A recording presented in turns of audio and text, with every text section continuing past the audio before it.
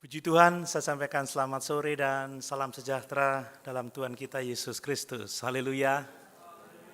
Sungguh bersyukur kalau sore ini kita boleh kembali bersama-sama beribadah. Dan mari kita akan menikmati firman Tuhan. Kita akan belajar tentang kehendak Allah. Kita belajar tentang kehendak Allah. Bagaimana kita bisa memahami kehendak Allah dalam kehidupan kita. Untuk itu mari kita membaca bersama-sama di dalam Kisah Para Rasul pasal 21 ayat 1 sampai ayat yang ke-14. Kisah Rasul pasal 21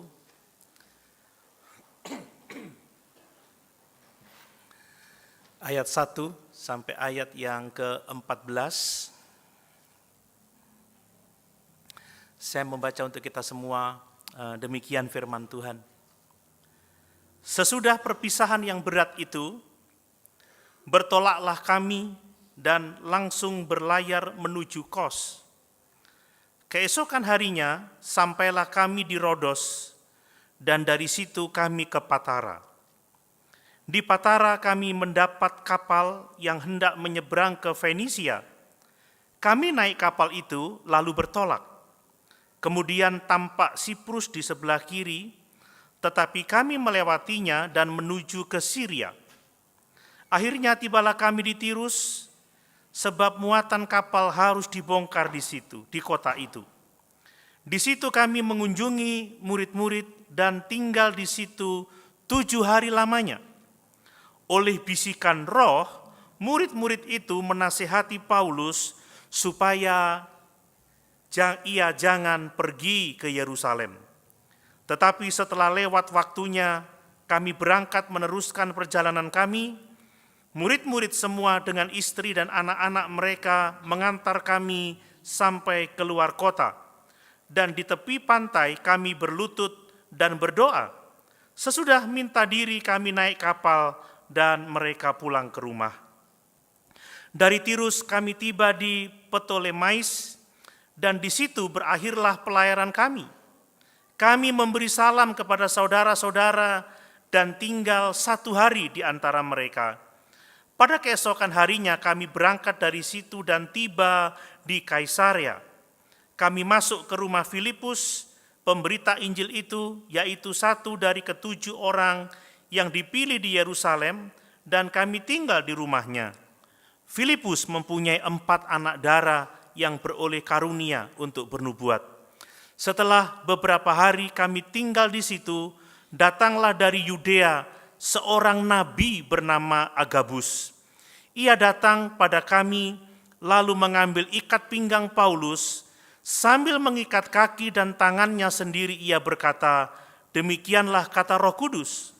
Beginilah orang yang empunya ikat pinggang ini akan diikat oleh orang-orang Yahudi di Yerusalem dan diserahkan ke dalam tangan bangsa-bangsa lain."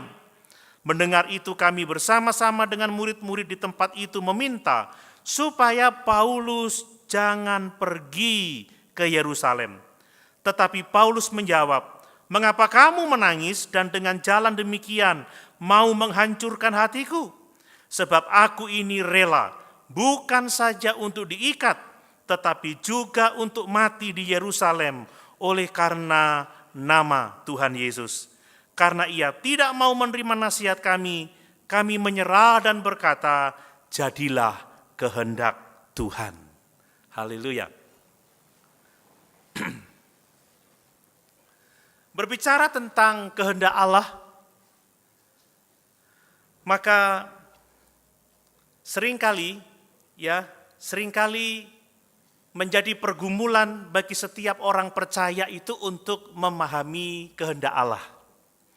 Bapak Ibu, kalau kita sungguh-sungguh mengasihi Tuhan, tentunya kita benar-benar ingin memahami kehendak Allah. Amin Bapak Ibu.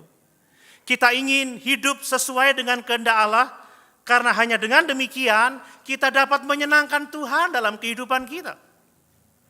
Makanya orang-orang yang sungguh-sungguh percaya, yang sungguh-sungguh mengasihi Yesus, biasanya dia bersungguh-sungguh ingin memahami kehendak Allah. Apakah Bapak Ibu ingin memahami kehendak Allah? Ibu Gembala yang bilang amin. Bapak Ibu ingin memahami kehendak Allah? Amin. Seharusnya kita ingin memahami kehendak Allah. Apakah Bapak Ibu pernah bertanya dalam hati, apakah hidup saya ini sesuai dengan kehendak Allah? Apakah pekerjaan saya ini adalah kehendak Allah? Apakah keluarga ini telah hidup sesuai dengan kehendak Allah? Apakah pelayanan saya telah sesuai dengan kehendak Allah? Seharusnya kita menjadi orang-orang percaya selalu ingin memastikan bahwa hidup kita ini sesuai dengan kehendak Allah. Sebelum saya mengeksposisi teks kita ya tentang bagaimana Rasul Paulus dalam pergumulannya mencari kehendak Allah sehingga dia tiba di Yerusalem sekalipun ada begitu banyak nasihat untuk tidak pergi ke Yerusalem karena Roh Kudus telah banyak berbicara bahwa dia akan mengalami penderitaan di sana, tetapi Paulus memahami kehendak Allah dan dia tetap pergi di Yerusalem. Tetapi sebelum itu saya mau menyampaikan kepada kita semua bahwa sesungguhnya ada dua jenis kehendak Allah Bapak Ibu ya. Yang pertama adalah kehendak Allah yang sudah jelas dalam firman-Nya. Kehendak Allah yang sudah ditulis di Alkitab. Dan untuk kehendak Allah ini kita tidak perlu lagi bertanya kepada Tuhan untuk sesuatu yang jelas telah ditulis di Alkitab. Apakah kita boleh melakukan ini atau apakah kita boleh melakukan itu? Contohnya ya Tuhan telah mengatakan kepada kita di dalam 2 Korintus pasal 6 ayat yang ke-14 bahwa sebagai orang-orang yang percaya kita tidak boleh menikah dengan orang-orang yang tidak seiman. Ini kehendak Allah yang jelas bagi kita. Kehendak Allah yang sudah ditulis di Alkitab. Makanya kita tidak perlu bertanya lagi, Tuhan, apakah boleh saya menikahi pacar saya yang tidak seiman dengan saya? Bapak Ibu, kalau kita melakukan itu, sesungguhnya kita telah berdosa dan kita telah menyakiti hati Tuhan. Sebab kita sudah tahu kebenaran, tetapi kita memaksa Tuhan untuk mengubah kebenarannya dengan permintaan kita. Kita juga sebenarnya tidak perlu bertanya apakah Tuhan, apakah boleh saya mengingini milik orang lain seperti itu ya. Karena Tuhan jelas mengatakan janganlah kamu mengingini milik sesamamu. Itu adalah kehendak Tuhan yang jelas yang ditulis di Alkitab. Kita tidak perlu lagi berkata Tuhan, apakah boleh saya tidak bergereja karena Alkitab mengatakan hormatilah hari Sabat kan begitu ya. Janganlah membiasakan diri untuk meninggalkan hari-hari ibadah. Tuhan, apakah saya boleh membenci? Apakah saya boleh marah? Itu adalah pertanyaan-pertanyaan yang tidak harus kita tanyakan kepada Tuhan karena itu adalah kehendak Allah yang sudah jelas ditulis dalam firman-Nya. Sebagai orang-orang percaya kita harus banyak membaca Alkitab untuk memahami kehendak yang sudah jelas ditulis oleh Tuhan di dalam firman-Nya itu. Tetapi yang kedua ada kehendak khusus ya. Ada kehendak khusus Tuhan dalam situasi tertentu yang harus kita mencarinya, yang harus kita bertanya kepada Tuhan. Ya, seringkali ada situasi-situasi yang tidak dijelaskan secara spesifik dalam Alkitab ya. Sebagai contoh, ada seorang pemuda jatuh hati pada dua orang pemudi sama-sama seiman, dua-duanya baik. Dua-duanya mau terima dia saudara. Nah ini harus berdoa, Tuhan yang mana ini? Si A apa si B? Nah itu boleh bertanya kan begitu ya. Atau saudara pada saat yang sama waktu melamar pekerjaan tiba-tiba ada 3 panggilan dan saudara diterima semuanya. Saudara harus berdoa, Tuhan saya harus bekerja di mana? Saya terima yang mana? Untuk hal-hal seperti itu kita memerlukan kehendak Tuhan secara khusus. Dan itulah yang dihadapi oleh Paulus. Paulus dan teman-temannya sedang dalam perjalanan ke Yerusalem. Tetapi di tengah-tengah perjalanan ada begitu banyak kesaksian, ada begitu banyak nasihat bahwa di Yerusalem dia akan mengalami begitu banyak penderitaan. Ada Nabi Agabus yang menubuatkan bahwa dia akan diikat oleh orang-orang Yahudi di Yerusalem dan mengalami penderitaan. Nah disinilah Paulus bergumul. Tuhan, apakah saya harus ke Yerusalem atau tidak? Di satu sisi, saya ingin pergi ke sana, tetapi di sisi lain, ada nasihat-nasihat yang baik Dan ada nasihat supaya saya tidak pergi ke sana. Disitulah Paulus membutuhkan pertolongan, membutuhkan jawaban Tuhan untuk menentukan apakah kehendak Allah bagi dia. Apakah dia harus pergi ke Yerusalem atau tidak pergi ke Yerusalem. Bapak Ibu yang dikasihi oleh Tuhan, saya melihat bahwa memahami kehendak Tuhan itu adalah proses yang tidak selalu mudah ya. Tidak ada rumus khusus ya untuk memahami kehendak Allah atas kehidupan kita, terutama untuk kehendak-kehendak yang sifatnya khusus dalam situasi-situasi tertentu. Ya, seperti yang ditunjukkan dalam kehidupan Paulus tadi itu ya saudara ya. Ya, kehendak Tuhan itu ternyata bisa membawa kita pada kehidupan yang penuh dengan tantangan. Wow. Mungkin ini sesuatu yang jarang kita pikirkan. Seringkali orang berpikir kalau kehendak Tuhan pasti semuanya baik, semuanya aman, semuanya lancar, tidak ada penderitaan. Tetapi dari pembacaan kita, ternyata kehendak Tuhan itu bisa membawa kita kepada jalan-jalan yang penuh dengan tantangan, jalan-jalan yang penuh dengan kesulitan. Namun demikian, dengan melihat kehidupan Paulus ya, kalau kita benar-benar memiliki hubungan yang intim dengan Tuhan, kita bisa memahami kehendak Allah. Kita bisa peka terhadap pimpinan Roh Kudus dan kita dapat menjalani kehendak Allah dalam ketaatan untuk memuliakan Dia. Amin. Amin Bapak Ibu. Mari kita mau belajar untuk memahami kehendak Allah. Kita mau siap kalaupun toh kehendak Allah itu menuntun kita kepada jalan-jalan kehidupan yang penuh dengan pergumulan. Kalau kita sungguh-sungguh mengenal Tuhan, dekat dengan Tuhan, kita akan bisa mentaati Dia dan kita bisa akan memuliakan Dia karena kita telah melakukan kehendaknya dalam kehidupan kita. Sedikit saya mau menceritakan latar belakang dari teks ini Bapak Ibu ya.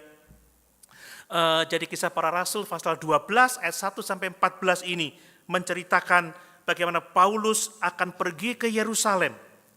Sekalipun ada banyak peringatan, sekalipun ada banyak nasihat untuk tidak pergi ke Yerusalem, tetapi Paulus dan teman-temannya tetap pergi ke Yerusalem. Ya, kita membaca tadi bagaimana di Tirus ada beberapa murid memperingatkan Rasul Paulus ya melalui Roh Kudus agar tidak pergi ke Yerusalem.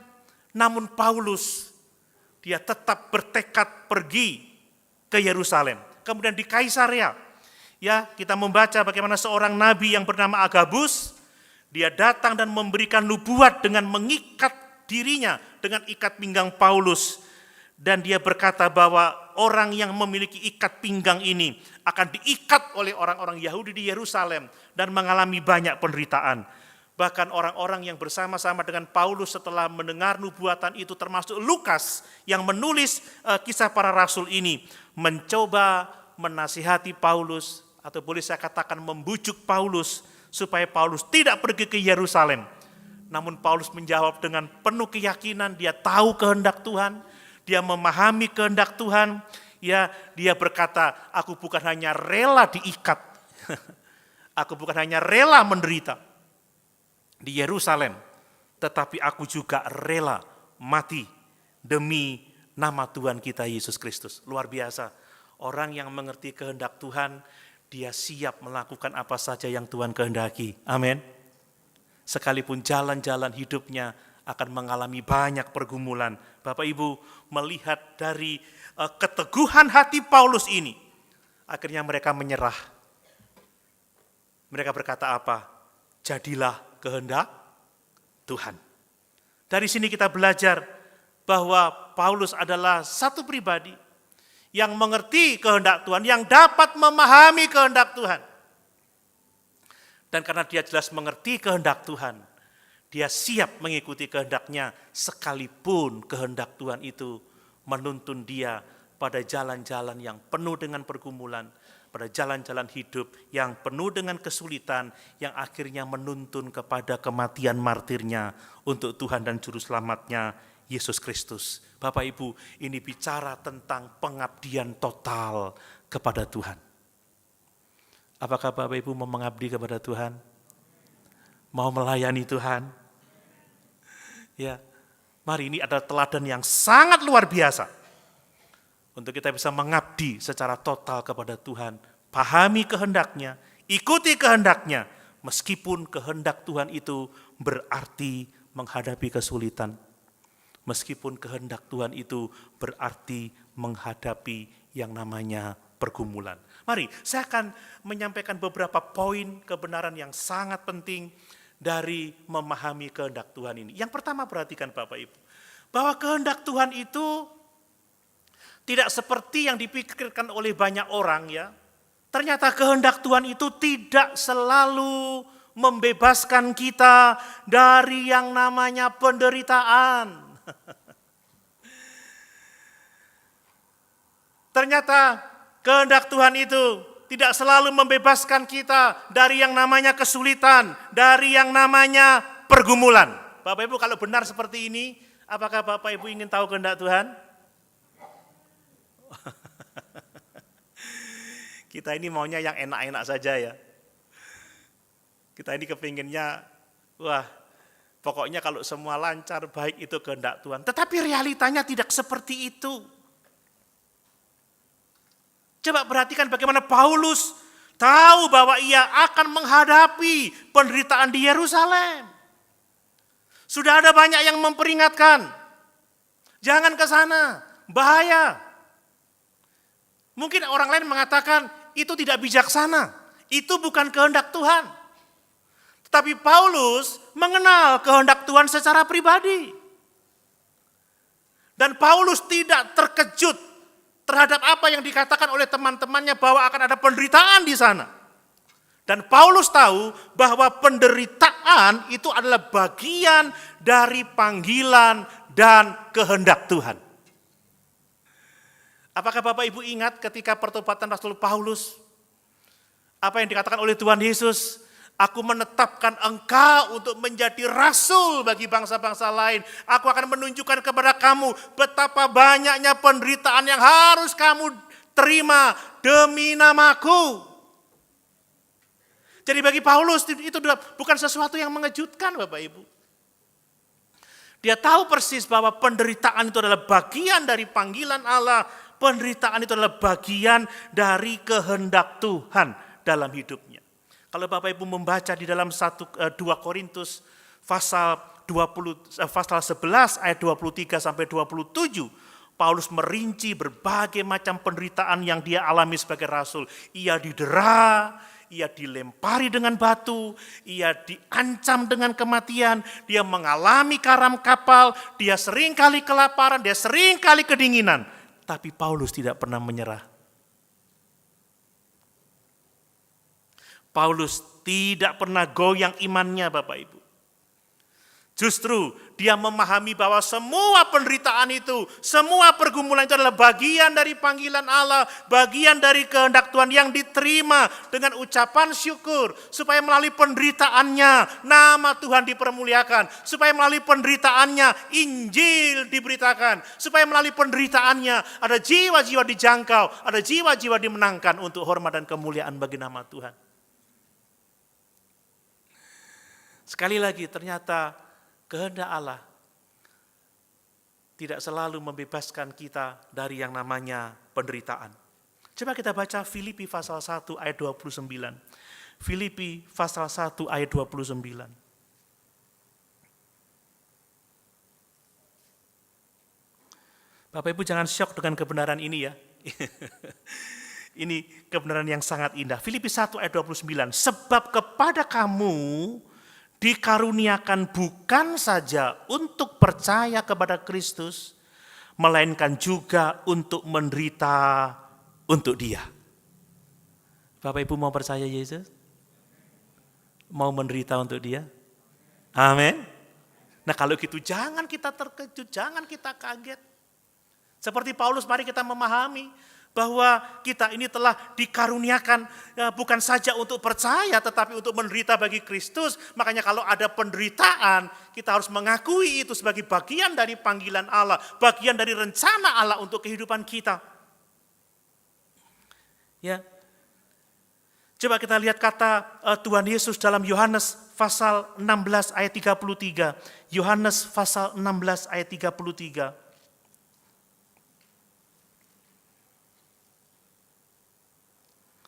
Yohanes pasal 16 ayat 33. Kata Tuhan Yesus, semuanya itu kukatakan kepada kamu, supaya kamu beroleh damai sejahtera dalam aku.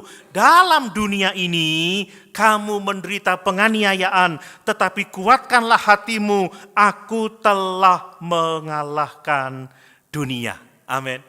Bapak Ibu, banyak orang Kristen ya yang berpikir bahwa mengikuti kehendak Tuhan itu berarti hidup bebas dari penderitaan. Bahwa mengikuti kehendak Tuhan itu hidup senang, diberkati, berhasil, sukses, gak ada pergumulan sama sekali. Itu teologi kemakmuran. Hidup akan berjalan mulus kalau kehendak Tuhan semuanya lancar, semuanya oke, gak ada kendala, gak ada masalah sama sekali. Tapi sekali lagi Bapak Ibu, berdasarkan ayat-ayat tadi, ini bukan kenyataan yang dijanjikan oleh Tuhan. Sekali lagi, kehendak Tuhan bisa membawa kita kepada jalan-jalan kehidupan yang sulit. Namun di tengah-tengah kesulitan selalu ada damai sejahtera bagi orang-orang yang mengasihi Tuhan. Di tengah-tengah kesulitan selalu ada damai sejahtera bagi orang-orang yang memahami kehendak Tuhan. Dan bahwa penderitaan adalah bagian dari panggilan dan kehendak Tuhan dalam hidupnya. Itu sebabnya Bapak Ibu, ya ketika kita menghadapi kesulitan, ya baik dalam pekerjaan, ketika kita menghadapi kesulitan dalam keluarga kita, ketika kita mendapatkan kesulitan dalam pelayanan kita, ketika kita mendapatkan kesulitan dengan kesehatan kita, jangan cepat-cepat berpikir bahwa kita telah keluar dari kehendak Tuhan, atau kita telah jauh dari kehendak Tuhan. Sebaliknya Bapak Ibu, sebagaimana Rasul Yakobus katakan dalam Yakobus pasal 1, anggaplah sebagai satu kebahagiaan apabila kamu jatuh ke dalam berbagai-bagai pencobaan. Amin. Mari kita lebih memahami bahwa Allah turut bekerja di dalam segala sesuatu untuk mendatangkan kebaikan bagi kita. Mari kita bersyukur, menerimanya dengan sukacita, tidak bersungut-sungut. Bahwa Allah selalu ada menyertai kita, sekalipun kita ada di dalam lembah kekelaman. Jangan berpikir kalau ada pergumulan, Tuhan tidak bersama-sama dengan saya. Jangan berpikir kalau tidak mulus berarti ada masalah. Belum tentu Bapak Ibu. Karena sekali lagi, kehendak Tuhan tidak berarti bahwa Tuhan membebaskan kita dari berbagai macam pergumulan dalam hidup ini. Itu yang pertama. Yang kedua, perhatikan bahwa untuk kita dapat memahami kehendak Tuhan, kita ini memerlukan hubungan yang intim dengan Tuhan. Kalau kita tidak sungguh-sungguh dekat dengan Tuhan, kita tidak akan pernah benar-benar dapat memahami kehendak Tuhan.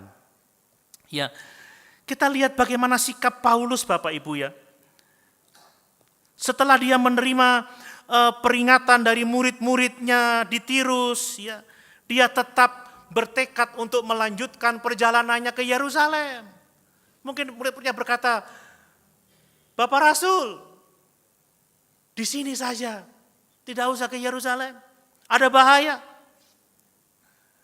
Bahkan ketika Agabus menubuatkan bahwa dia akan diikat oleh orang-orang Yahudi di Yerusalem, dia tetap meneruskan perjalanannya ke Yerusalem. Kenapa? Karena dia tahu adalah kehendak Tuhan, dia pergi ke Yerusalem.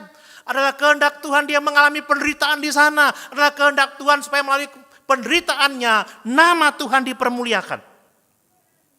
Nah pertanyaannya adalah, mengapa Paulus bisa begitu yakin? Seperti saya dulu, kok bisa saya begitu yakin atas kehendak Tuhan untuk saya melayani dia? Bapak Ibu, saya melihat Paulus memiliki keyakinan yang begitu kuat karena Paulus memiliki hubungan yang erat dengan Tuhan. Ya.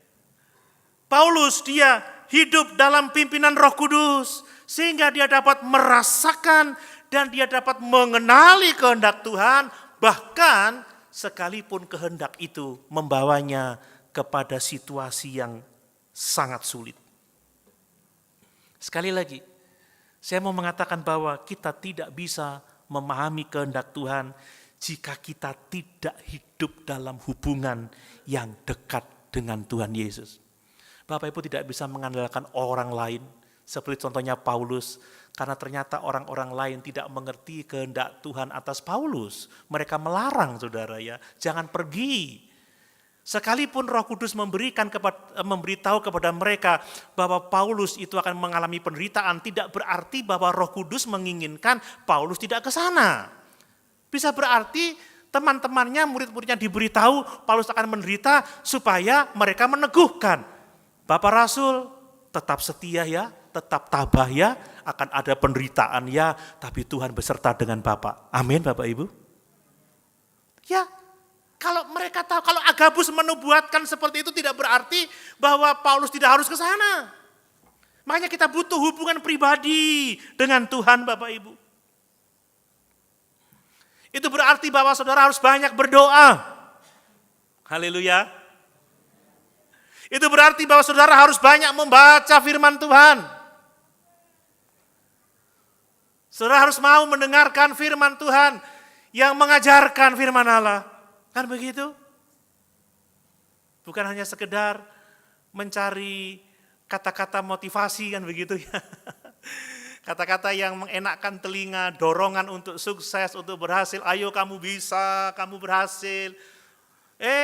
Ke gereja nasihatnya, kenali kehendak Tuhan dan jangan kaget kalau kehendak Tuhan menuntunmu pada penderitaan. No, ya apa kalau gitu. Tetap haleluya Bapak Ibu. Saya mau nyontoh Paulus, aku tidak mau mengabaikan semua yang penting. Saya mau menyampaikan semua kebenaran supaya saya tidak bersalah kepada orang-orang yang mungkin akan mengalami penghukuman nanti. Ya ini bukan khotbah populer Bapak Ibu, tetapi ini kebenaran Tuhan. Kebenaran itu penting bukan karena populer, kebenaran itu penting karena dia kebenaran. Dan itu yang memerdekakan kita, itu yang menuntun kita kepada keselamatan. Saudara perlu penuh dengan Roh Kudus setiap hari. Saudara perlu setia beribadah, saudara perlu melayani Tuhan, still before the Lord, saudara perlu diam di kaki Tuhan.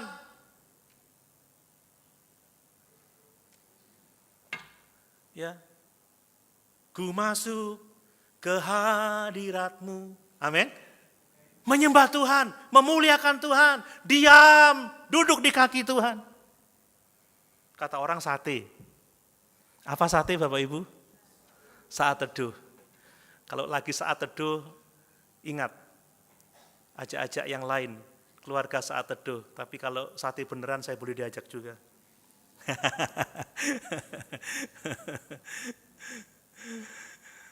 Supaya saudara tidak tegang. Ya. Sekali lagi, Paulus terus melanjutkan perjalanannya ke Yerusalem. Sekalipun ada banyak peringatan, ada nubuatan, karena dia memiliki keyakinan, memiliki pemahaman, karena hubungannya yang dekat dengan Tuhan. Dan dengan demikian, kita juga harus memiliki hubungan yang intim dengan Tuhan, supaya kita dapat memahami kehendak-Nya. Mungkin ada di antara kita yang mengalami kesulitan besar hari-hari ini Bapak Ibu ya. Ada masalah kerja, ada pegawai yang melakukan pelanggaran hebat. Mungkin ada sedang yang di PHP sama pacarnya. Ada yang mengalami masalah kesehatan kan begitu. Ada masalah pendidikan, masalah tempat tinggal, pasangan hidup. Jangan bersandar pada pengertianmu sendiri. Amin. Ingat Amsal 3 itu. Jangan bersandar pada pengertianmu sendiri, pada perasaanmu sendiri, tetapi ambillah waktu untuk duduk di kaki Tuhan, ambillah waktu untuk berdoa, berdiam diri, membaca firman, mendengarkan suara Tuhan. Dan yakinlah bahwa keintiman dengan Tuhan itu akan menuntun kita kepada kepastian kehendak-Nya. Bapak Ibu pernah benar-benar bertanya, Tuhan apakah ini kehendak-Mu atau bukan? Still before the Lord, duduk, diam di kaki Tuhan. Hanya dengan itu Bapak Ibu kita bisa memahami kehendak Tuhan. Kalau tidak, jangan mimpi. Kita butuh intimasi dengan Tuhan. Seperti kita tidak bisa memahami pasangan hidup kita kalau kita tidak punya cukup banyak waktu dengan pasangan hidup kita. Demikianlah kita tidak akan bisa memahami Tuhan. Kalau kita tidak dekat dengan Tuhan, tidak setia membaca firman-Nya, berdoa, melayani Dia. Paulus bisa dengan begitu yakin akan kehendak Tuhan dan siap menerima penderitaan karena dia intim dengan Tuhan. Nah, ada banyak contoh dari tokoh Alkitab yang lain. Bapak Ibu pasti ingat Musa ya. Musa itu adalah salah satu tokoh yang memiliki hubungan yang sangat intim dengan Tuhan. Kalau Bapak Ibu membaca di Keluaran pasal 33 ayat 11, Tuhan itu berbicara dengan Musa itu berhadapan muka seperti seorang bicara dengan temannya. Waduh, saya tidak bisa membayangkan betapa pengalaman yang sangat indah, tetapi sekaligus sangat menakutkan ya, sangat-sangat luar biasa. Berbicara dengan Tuhan seperti kita bicara dengan teman kita. Kita tahu bagaimana Musa dipanggil oleh Tuhan untuk memimpin bangsa Israel keluar dari tanah Mesir. Awalnya dia ragu, awalnya dia bimbang. Apa benar Tuhan, aku bukan seorang pemimpin yang baik. Aku di sini sedang melarikan diri dari kejaran Firaun. Aku baru saja membunuh mandor Firaun. Aku bukan seorang yang cakap berbicara. Aku tidak mampu. Tetapi karena dia dekat dengan Tuhan, karena dia intim dengan Tuhan, berkali-kali dia berjumpa dengan Tuhan dan berbicara dengan Tuhan. Musa belajar untuk mendengarkan Tuhan. Musa belajar untuk percaya kepada Tuhan. Musa belajar untuk taat kepada Tuhan. Dan Musa belajar untuk memahami kehendak Tuhan. Hanya hubungan yang intim antara Musa dengan Tuhan yang membuat dia sanggup menerima panggilan Tuhan, kehendak Tuhan untuk memimpin bangsa Israel keluar dari tanah Mesir. Hanya dengan keintiman dengan Tuhan yang memungkinkan Musa untuk memimpin bangsa Israel keluar dari tanah Mesir, melewati berbagai macam pergumulan. Dan itulah kunci rahasia yang perlu kita lakukan juga bersama-sama. Kalau kita mau mengenal kehendak Tuhan, intim dengan Dia. Musa itu sering berbicara dengan Tuhan, Bapak Ibu. Dia kalau naik di gunung itu 40 hari 40 malam dia itu dekat dengan Tuhan. Sampai-sampai ketika dia turun, kemuliaan Tuhan itu terpancar keluar, wajahnya bercahaya. Ya sekalipun mungkin wajah saya tidak bercahaya, tapi kan kelihatan fresh gitu ya. Halo? Orang yang dekat dengan Tuhan wajahnya itu kelihatan kemuliaan raja loh. Ada lagu itu, kulihat kemuliaan. Mana coba kemuliaannya, mana senyum aja enggak. Kalau dekat dengan Tuhan tuh capek sih capek ya. Ada masalah sih ada masalah. Tetapi wajah ini, waduh, kelihatan gimana gitu, membuat orang jadi adem gitu ngelihat wajah gitu ya. Jangan begini.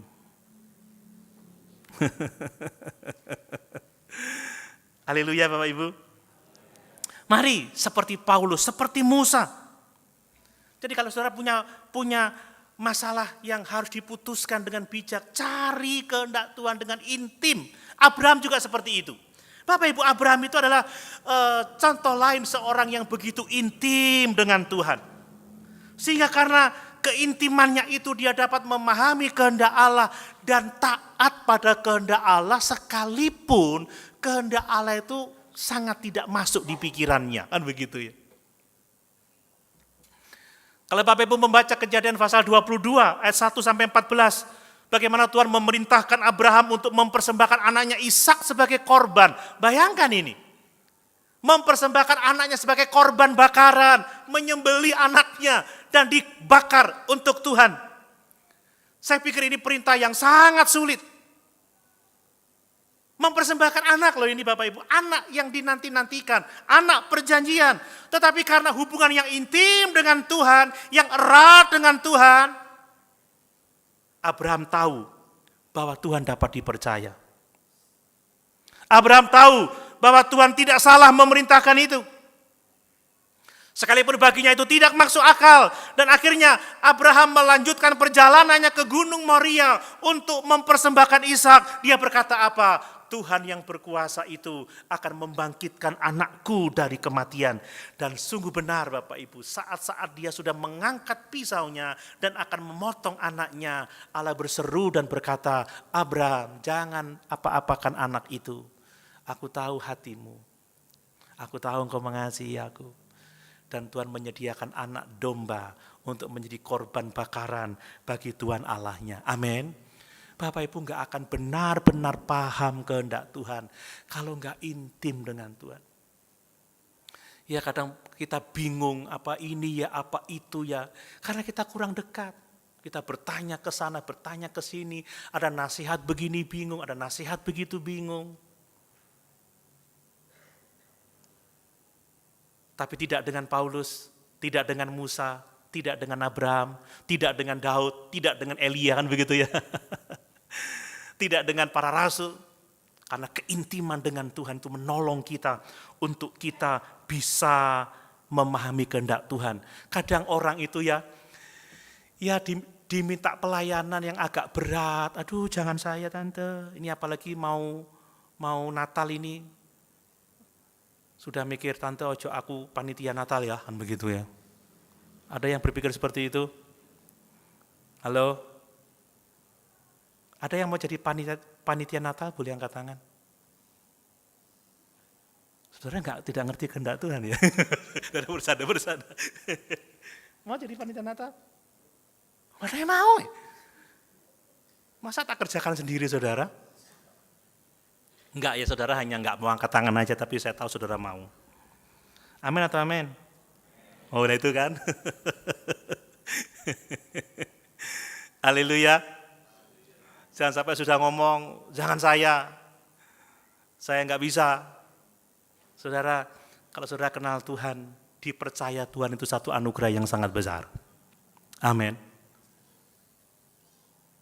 Ingat khotbah saya 2 minggu yang lalu, setiap kita itu setidaknya menerima satu karunia untuk melayani Tuhan. Dan bahwa Allah menghendaki supaya kita melayani Dia, dan satu waktu Dia akan meminta pertanggungjawaban bagi kita untuk melayani Tuhan. Itu yang kedua. Yang ketiga Bapak Ibu, berbicara tentang kehendak Tuhan, mendengarkan nasihat orang lain itu penting Bapak Ibu ya.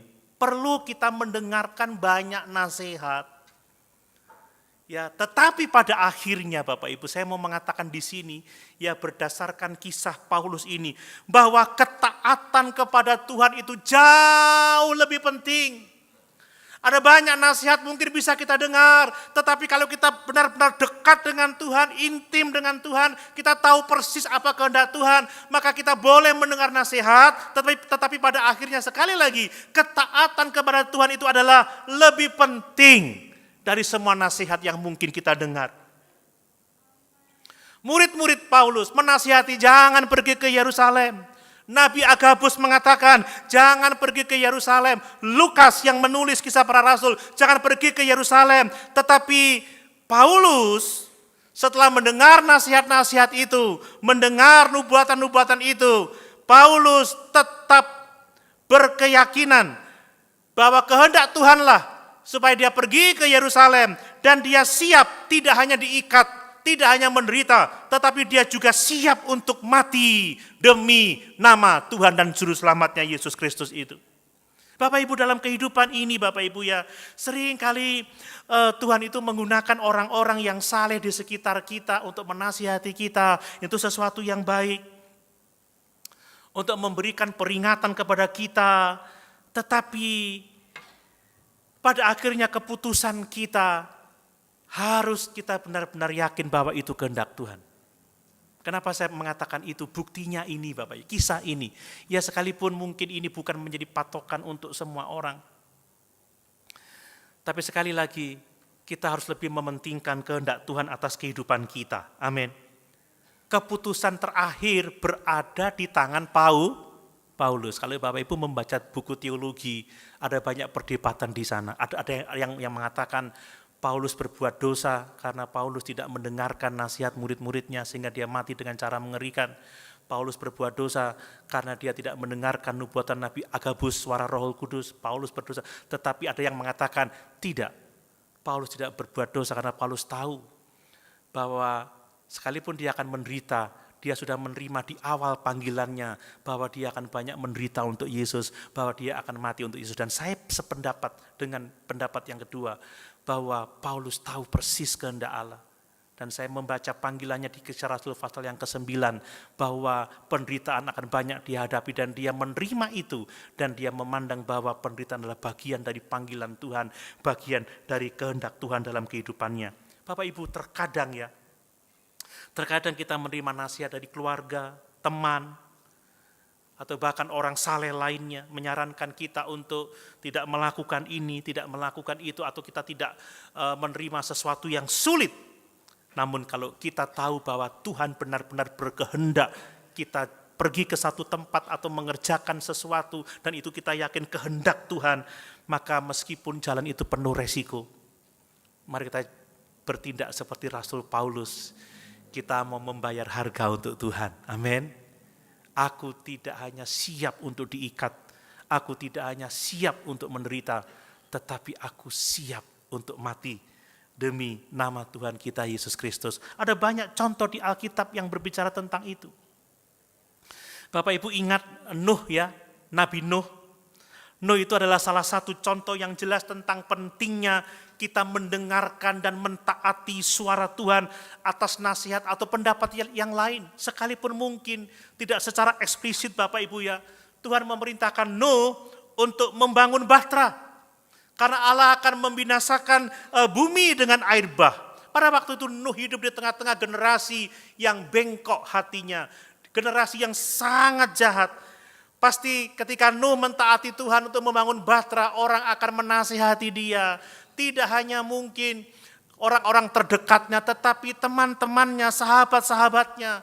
Nuh, gila apa kamu ini? Masa di tempat seperti ini akan ada banjir?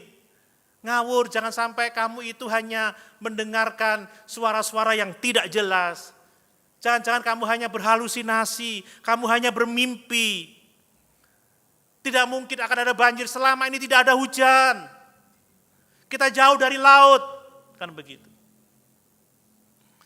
Tetapi terhadap nasihat-nasihat itu Nuh tetap percaya kepada Tuhan. Nuh tetap setia kepada Tuhan, dan dalam Kejadian pasal 6 ayat 22, Nuh mengatakan, Alkitab mencatat, Nuh melakukan semua perintah Tuhan tepat seperti yang diperintahkan oleh Tuhan kepadanya.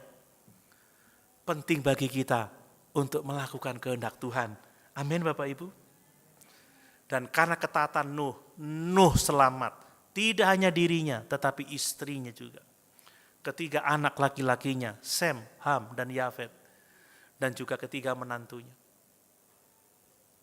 Bapak Ibu, berbicara tentang kehendak Allah, kita mungkin mendengar banyak nasihat, tetapi kalau Bapak Ibu Saudara intim dengan Tuhan, dekat dengan Tuhan, tahu panggilan Tuhan secara khusus bagi saudara, tahu rencananya, saudara harus tetap memilih kehendak Tuhan sekalipun mungkin itu menuntun kita kepada jalan-jalan yang sulit.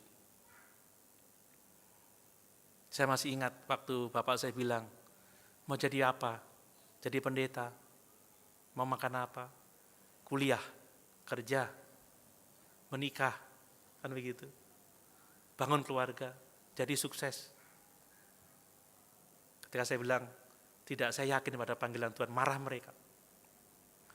Saudara, kalau orang tidak punya keyakinan sendiri, iya ya, soro jadi pendeta, minta amin aja susah. Oh ketawa. Amin Bapak Ibu. Oh tidak susah ternyata, terima kasih Tuhan.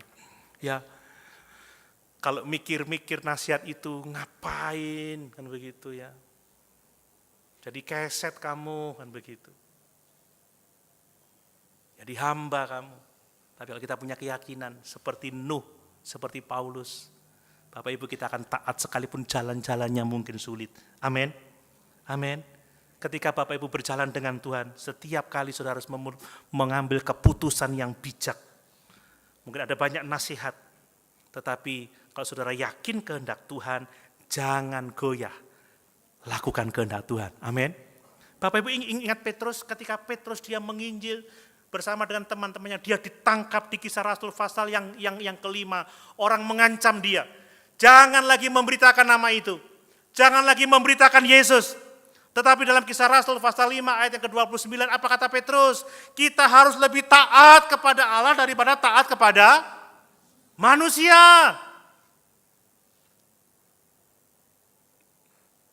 Ini penting, supaya kita benar-benar hidup dalam kehendak Tuhan. Sekalipun ada ancaman, ada bahaya, ada intimidasi. Dalam kehidupan kita yang modern seperti sekarang ini, kita mungkin dihadapkan pada situasi-situasi yang sulit, di mana kita dipaksa untuk membuat keputusan yang bertentangan dengan prinsip-prinsip firman Tuhan, yang bertentangan dengan kehendak Allah. Ada tekanan sosial, ada tekanan dari masyarakat, tetapi orang yang mengenal kehendak Tuhan, dia lebih memilih untuk taat kepada kehendak Tuhan. Amin. Kita harus lebih memilih untuk taat kepada firman Tuhan. Karena itulah yang terbaik bagi setiap kehidupan kita yang sungguh-sungguh percaya dan mengasihi Tuhan, sekalipun mungkin kehendak Tuhan itu menuntun kita kepada jalan-jalan yang sulit. Yang terakhir Bapak Ibu, berbicara tentang kehendak Tuhan, maka pada akhirnya kita harus menyerahkan segala sesuatu kepada kehendak Tuhan. Kita membaca tadi, ya, setelah mendengar respon Paulus bahwa Paulus berkeyakinan, Paulus bersikeras, dia bertekad untuk tetap pergi ke Yerusalem sekalipun ada nasihat, sekalipun ada nubuatan. Lalu pada akhirnya mereka berkata apa? Jadilah kehendak Tuhan. Saya teringat perkataan Tuhan Yesus ketika dia di Taman Getsemani, ketika dia bergumul ya dengan ketakutan yang begitu hebat karena dia harus memikul dosa seluruh isi dunia sampai-sampai peluhnya seperti tetesan darah. Dia berkata, Bapa, sekiranya mungkin cawan ini lalu, tetapi bukan kehendakku, melainkan kehendakmu yang jadi. Setelah mendengar respon Paulus, mereka berkata apa? Kehendak Tuhanlah yang jadi, atau jadilah kehendak Tuhan. Ini adalah statement kunci Bapak Ibu ya. Dalam Kisah Rasul Paulus ini bahwa kita harus menyerah total pada kehendak Tuhan. Kita harus pasrah pada rencana Allah atas setiap kehidupan kita. Ketika kita mencari kehendak Tuhan dan kita bertindak dengan iman, kita harus menyerahkan hasilnya sepenuhnya kepada Tuhan. Yesus itu bukan I.O. yang bisa kita atur, ya. Mungkin kita mau buat pesta kan seperti itu ya, kita minta I.O. membantu kita, dia susun acara, dia susun rundown-nya seperti apa, dia susun macam-macam lah. Lalu I.O. itu bilang, saya buat acara seperti ini, apakah Bapak Ibu berkenan? Kalau Bapak Ibu berkenan, ya puji Tuhan, kalau tidak nanti saya rubah. Tuhan tidak seperti I.O. yang seperti itu. Kalau Tuhan menetapkan sesuatu atas hidup kita, itu yang terbaik untuk kita. Amin. Kalau Bapak Ibu percaya pada Tuhan, kalau Bapak Ibu mencari kehendak Tuhan, kalau Bapak Ibu bertindak dengan iman, maka Bapak Ibu Saudara harus menyerahkan hasilnya kepada Tuhan. Jadilah kehendak Tuhan. Maksudnya begini, kalau memang akan ada penganiayaan pada Paulus, kalau dia akan diikat, jadilah kehendak Tuhan. Kalaupun tidak, jadilah kehendak Tuhan. Apapun yang terjadi, bukan kehendak kita, tetapi kehendak Tuhan yang jadi. Amin. Inilah orang-orang yang sungguh-sungguh mengenal kehendak Tuhan. Mari sebagai orang Kristen, ya kita ini dipanggil untuk tidak hanya mencari kehendak Tuhan, tetapi juga menyerahkan segala sesuatunya kepada Tuhan. Kita mungkin tidak tahu bagaimana hasil dari perjalanan hidup kita dalam mentaati Tuhan. Kita tidak tahu bagaimana konsekuensi dari keputusan kita, tapi kita bersandar kepada kedaulatan Tuhan. Amin. Kalau boleh bersaksi seperti saya dulu, saya nggak tahu akan jadi apa. Setelah saya memutuskan, saya melayani Tuhan.